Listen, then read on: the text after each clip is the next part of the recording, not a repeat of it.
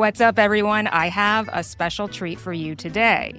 During my More Girls Next Door research, I've come across many sources, some of which were not available in digital format, others requiring a subscription fee. I kept coming back to this article I had found but could not access without a paid membership to The New Yorker online. And well, I've surrendered. I had to dive into this thing. So my weakness is your gain. Some might say my commitment, not weakness, but anyway. Today we're stepping away from the episodes themselves and diving into a 2006 article from The New Yorker that attempts to answer a question at the heart of the girls next door. What exactly was Playboy selling? Was it sex? Was it luxury? Was it fame? Or was it something much more complicated? Through 6 decades of Centerfolds, the article argues that Playboy wasn't really selling naked women at all. It was selling a fantasy, one that mixed innocence with sexuality, youth with sophistication, and transformed Hugh Hefner's personal vision of the perfect life into one of the most successful brands in American history. And by the end, the author makes a provocative argument that the very formula that made Playboy revolutionary may have eventually made it obsolete. And guess what? I have another treat for you. I'm doing a giveaway of our new More Girls Next Door Y2K Survivor hoodie. If you're enjoying this podcast, let me know. Submit a 5-star rating or whatever I love it equates to on your pod platform.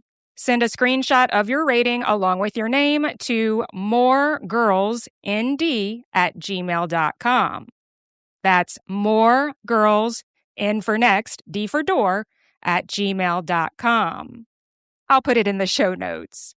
Winners will be drawn after Season 2 is fully launched and before the fall season, so right in time to enjoy the sweatshirt. And it's super cute, guys. It has our More Girls Next Door logo on the front crest, and on the back it says, Y2K Survivor, kick off your candies, hang up your trucker hat, and silence your sidekicks. I'll make sure this episode's thumbnail is a photo of that hoodie. I appreciate everyone tuning in, and I can't wait to hear from you. Now, for real, kick off your candies, hang up your trucker hat, and silence your sidekicks. Let's get into this bonus episode of More Girls Next Door, where I will be citing from the source Life in the Centerfold by Joan Acocella, published March 13th, 2006 by The New Yorker. From the beginning of the article, I quote, Hugh Hefner, the founder and editor-in-chief of Playboy, always said that his ideal for the magazine's famous Playmate of the Month, the woman in the centerfold photo, was the girl next door with her clothes off.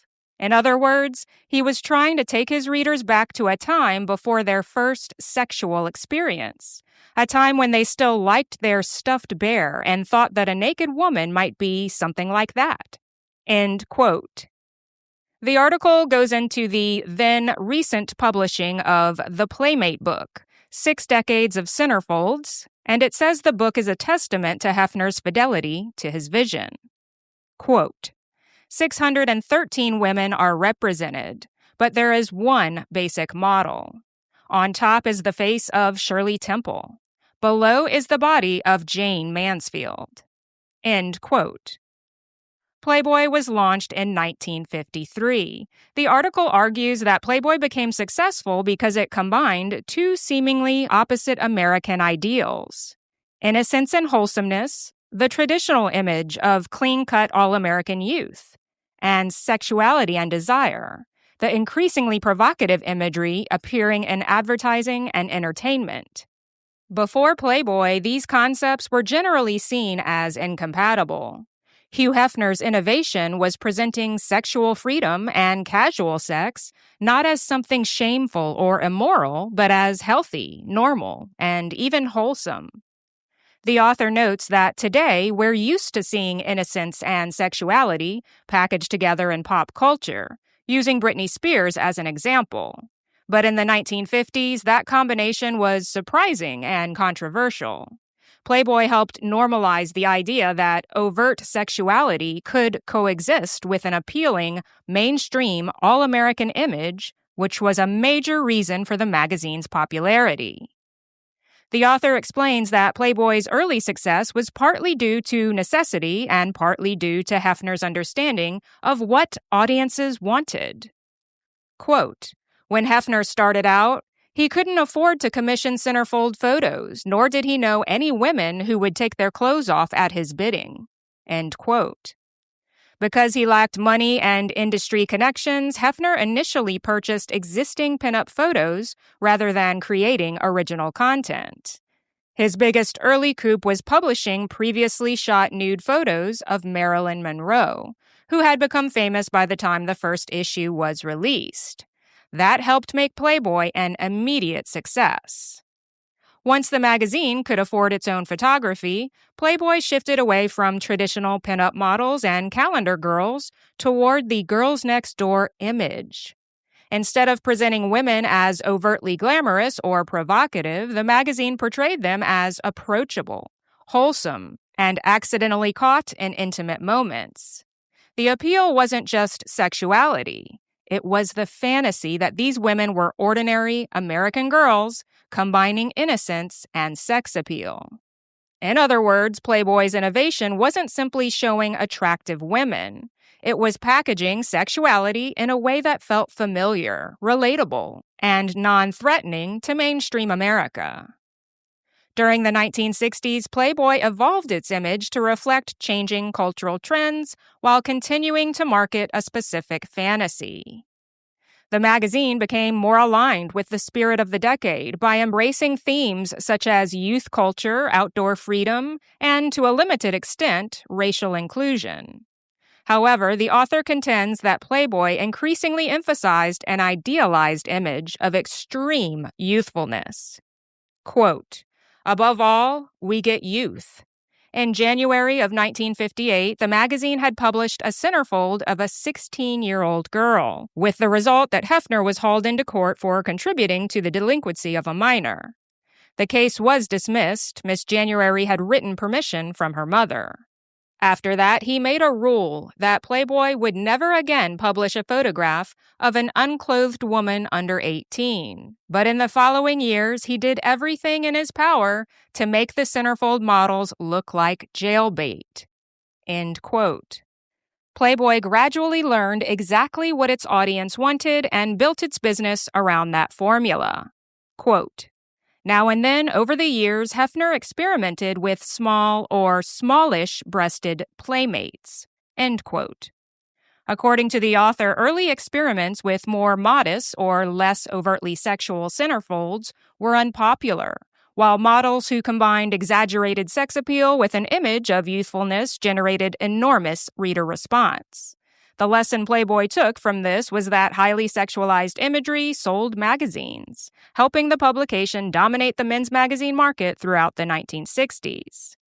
The author then describes a shift in the 1970s. Facing competition from the more explicit magazine Penthouse, Playboy increased the sexual content of its photography, including showing pubic hair. In doing so, the magazine lost some of the playful, approachable quality that had characterized its early years. The women were presented in a more polished, glamorous, and uniform way, making the imagery feel less personal and more commercial. At the same time, the author emphasizes that Hefner always saw Playboy as more than a magazine featuring nude models. He marketed an entire lifestyle centered on sophistication, pleasure, and leisure. Rather than celebrating rugged masculinity or outdoor adventure, Playboy promoted an upscale bachelor lifestyle filled with cocktails, music, culture, attractive women, and urban comfort. The article suggests that this vision reflected Hefner's own background. Growing up in a strict, emotionally reserved household, he became fascinated with pleasure, luxury, and personal freedom. Playboy's real product, the author argues, wasn't just sex. It was the fantasy of a glamorous, indulgent, sophisticated life. To give the magazine intellectual credibility, Hefner hired editor Augusta Comte-Spektorsky in 1956, who brought in respected writers and literary fiction. But the author contends that Playboy's most important editorial contribution was its famous interview series launched in 1962. The magazine conducted unusually long, probing interviews with major cultural, political, and entertainment figures. Because these interviews were so extensive and appeared in a publication with fewer traditional expectations, subjects often spoke more candidly than they did elsewhere, making many of these interviews historically significant. At the same time, Hefner was building the Playboy lifestyle into a tangible brand. He purchased and renovated the original Playboy mansion in Chicago, which became a symbol of the luxurious, pleasure-focused world Playboy was selling. The mansion, Playboy clubs, bunnies, parties, celebrities, and playmates all reinforce the fantasy presented in the magazine. Quote, in 1959, with the money rolling in, Hefner bought a palatial house in Chicago and spent $400,000, a fabulous sum in those days, on its renovation. The magazine repeatedly ran photo features on this 70-room Playboy mansion. The vast ballroom, presided over by two burnished suits of medieval armor. The indoor swimming pool with a glass side, so that from downstairs on party nights, Friday and Sunday without fail, you could watch the other guests skinny dipping. And most important, Hefner's bedroom, with a round bed that could accommodate 12. He liked group sex. End quote. Playboy's success wasn't just based on publishing attractive women. Hefner created an entire cultural ecosystem, a blend of sex, celebrity, luxury, nightlife, intellectualism, and exclusivity that readers could aspire to. The magazine sold access to a dream lifestyle, and the mansion became its most powerful symbol. In the 1970s, Playmates were often photographed in luxurious, mansion-like interiors that reflected Hefner's idealized world rather than the models' real lives.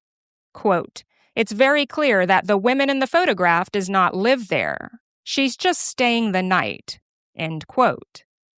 The magazine surrounded the Centerfold with biographies, questionnaires, and lifestyle details designed to make the women seem relatable and approachable. But the author suggests these elements felt manufactured and heavily curated. Quote, there was also a Playmate data sheet where the women in a sort of Catholic schoolgirl handwriting, which curiously was the same from month to month, listed her goals in life, her favorite movies, and so on. There were also side photos in which, released from the master's library, the Playmate is shown in more natural situations, taking a shower, walking on the beach, and finally, she looks sexy. End quote. By the 1980s, the author argues, Playboy reflected a broader trend in American media toward greater artifice. Models appeared more sculpted, glamorous, and professionally enhanced than before. Physical perfection increasingly came from fitness regimes, cosmetic procedures, and careful styling, rather than the illusion of natural beauty. At the same time, the magazine became more sexually explicit and visually polished. Quote, from the 70s onward, the magazine now and then offered twin Playmates, even a set of triplets, all in the same bed, of course. And with them comes the first whiff of lesbianism, end quote. The author notes that while many Playmate photos used classic artistic poses and traditional glamorous styling, Playboy often pushed beyond realism into highly contrived scenarios. Models were placed in unusual positions, posed on impractical objects, or inserted into everyday situations where nudity made no logical sense. Rather than trying to create believable moments, the magazine simply imagined a setting, a diner, a living room, a workplace, and then removed the woman's clothing. The author suggests this reveals a shift in Playboy's approach, Earlier versions of the magazine at least attempted to create the illusion that readers were glimpsing an ordinary girl next door in a private moment. Later, the fantasy became more openly artificial and disconnected from reality. The author sees a contradiction in Hefner's vision. Hefner compared looking through decades of Playmates to attending a high school reunion, implying familiarity and nostalgia. Yet the increasingly stylized and unrealistic imagery described in the article seems far removed from actual women or real-life experiences. The author's point is that Playboy's fantasy evolved from approachable and relatable into something much more constructed and surreal. Quote, "Strangest of all are the scenarios in which the women are presented to us. Miss December 1992 is our waitress at the diner. She wears a collar and cuffs, a sporty little hat, red pumps, and nothing else. The magazine, in other words, has ceased trying to imagine a situation in which a woman might conceivably be naked. It has just come up with any situation. The girl might be receiving the Nobel Prize, and then removed the clothes." End quote. The author argues that one of Playboy's biggest challenges was making its models appear natural in inherently artificial circumstances. Quote, "Hefner wanted them to look straight into the camera. The poor girls either smiled, 'We're going to have a good time,' or snarled, 'Come and get me, big boy.' Both seem equally fake." End quote. According to interviews collected in the Playmate Book, many women came from modest backgrounds and viewed a Playboy centerfold as a chance to improve their lives. Some were working ordinary jobs, supporting children, or pursuing modeling careers when they were discovered. While reactions from families varied, many relatives actively encouraged them to pursue the opportunity. Quote, "The fee for a centerfold shoot was $500 in the 50s. Today, it is $25,000. That's a lot of money. Miss December 1973 used her earnings to make the down payment on her parents' house." End quote. The centerfold fee itself could be life-changing, but the bigger attraction was the exposure. Many women hoped Playboy would open doors to modeling, acting, television appearances, endorsements, and other entertainment work. Some found modest success in those areas, appearing in commercials, music videos, game shows, soap operas, or minor film and television roles, though relatively few achieved major stardom. Many Playmates approached Playboy pragmatically, rather than seeing it primarily as a cultural statement or fantasy lifestyle. They often viewed it as a professional stepping stone, a way to gain visibility, earn money, and create opportunities that might otherwise have been unavailable to them. Quote, "Anna Nicole Smith bagged an 89-year-old oil billionaire, J. Howard Marshall, and after his death the following year became entangled in a long series of lawsuits with his family over the estate. A joy to the tabloids." End quote. While some hoped Playboy would lead to fame, wealth, or marriage to wealthy and successful men, only a small number achieved lasting celebrity. The author uses Anna Nicole Smith as the most famous example, noting her marriage to an elderly billionaire and the highly publicized legal battle that followed his death. For most Playmates, however, life eventually moved away from the Playboy spotlight. Many pursued conventional careers, creative interests, or family life. Some became professionals, artists, entrepreneurs, or parents focused on raising children. The book's interviews emphasize how many of these women saw themselves as ordinary people rather than enduring sex symbols. The author also notes that many experienced divorces, changing attitudes towards relationships, and personal reinventions. Some embraced religion or distanced themselves from Playboy altogether. One former Playmate specifically said she stopped participating in Playboy-related activities because she felt there was too much emphasis on sex.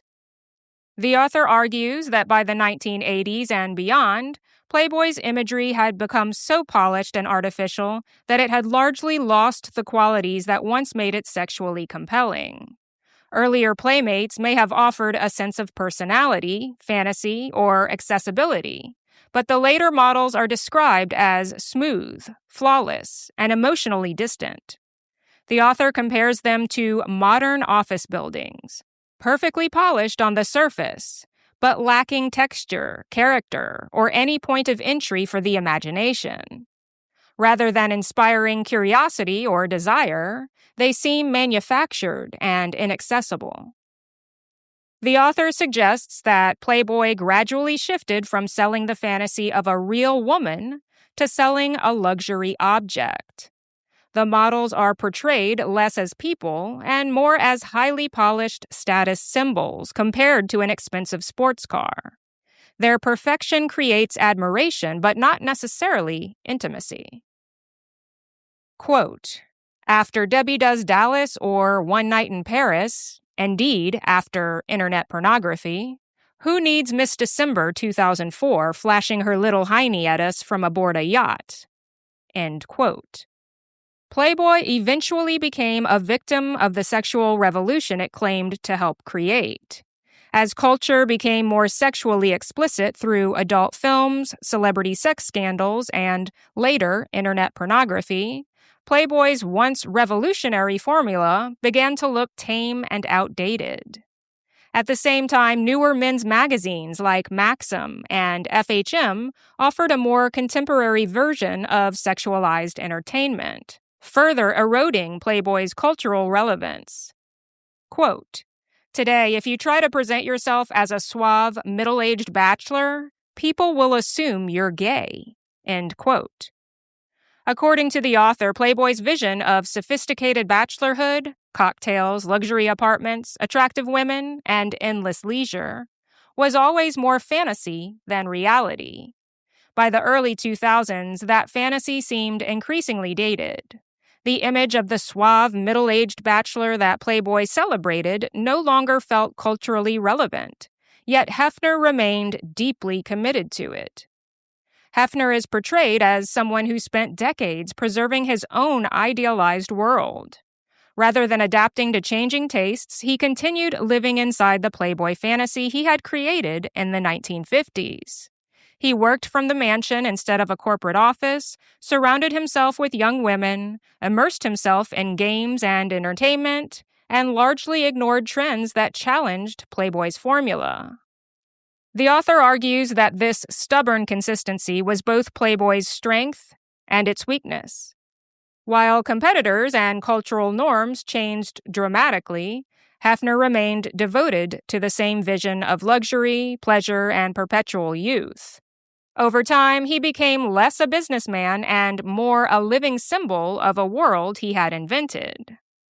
The author argues that although Playboy's cultural influence had declined significantly by 2005, its survival was more impressive than it might initially appear. Quote, how long can this story go on being told? Maybe for a long time on the electronic media. By the mid-'80s, Hefner's corporation had closed down its Playboy clubs and resort hotels, but it has since spawned an ambitious entertainment division consisting of internet programming, pay-per-view and subscription TV, radio, DVDs, and home videos.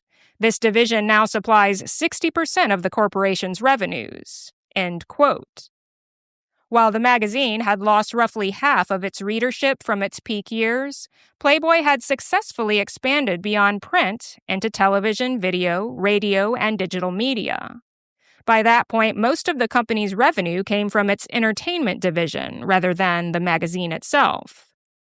The author concludes the publication noting that Playboy's continued success is especially remarkable because men's magazines were among the media sectors most threatened by the rise of the internet. Sexual content, one of Playboy's core products, was now widely available online, often for free. Competitors struggled or failed entirely, while Playboy remained the best-selling men's magazine in the United States. Now, guys, I'm not sure why I was so taken by this piece. Maybe because I can see the parallels in the subject matter and in the recaps we do here on More Girls Next Door. The publication presents itself as an article about centerfolds, but It's really an article about Hugh Hefner, and more specifically about the fantasy he spent 50 years trying to perfect. According to Joan Acocella, Playboy was never simply selling nude photographs. It was telling a story. A story about youth, a story about freedom, a story about beauty, a story about a sophisticated bachelor surrounded by glamorous women who genuinely wanted to be there. The women changed, the fashions changed, the hairstyles changed, the culture changed, the technology changed. But the story stayed remarkably consistent. And by 2006, when this article was published, that may have been both Playboy's greatest strength and its greatest weakness. Because while the world had moved on, Hefner was still living inside the fantasy he created in 1953. Which brings us directly to The Girls Next Door. When we watch the show today, it's easy to think we're watching something completely different from the Playboy that existed in the 1950s, 60s, or 70s. But this article suggests otherwise. The mansion, the girlfriends, the parties, the blonde beauty standard, the carefully curated image of innocence mixed with sexuality. The promise that this wasn't some dark or seedy world, but a fun, glamorous, almost wholesome one. Those weren't new ideas. They were the same ideas Hefner had been selling for decades. The only difference was that now the Centerfolds could talk back. For the first time, audiences weren't just looking at Playboy's fantasy. They were watching it eat breakfast. They were watching it argue. They were watching it cry. They were watching it try to survive reality television. And that's what makes The Girls Next Door such a fascinating time capsule. The show arrived at the exact moment when Hefner's carefully maintained fantasy was colliding with a new era of celebrity culture, reality TV, and internet transparency.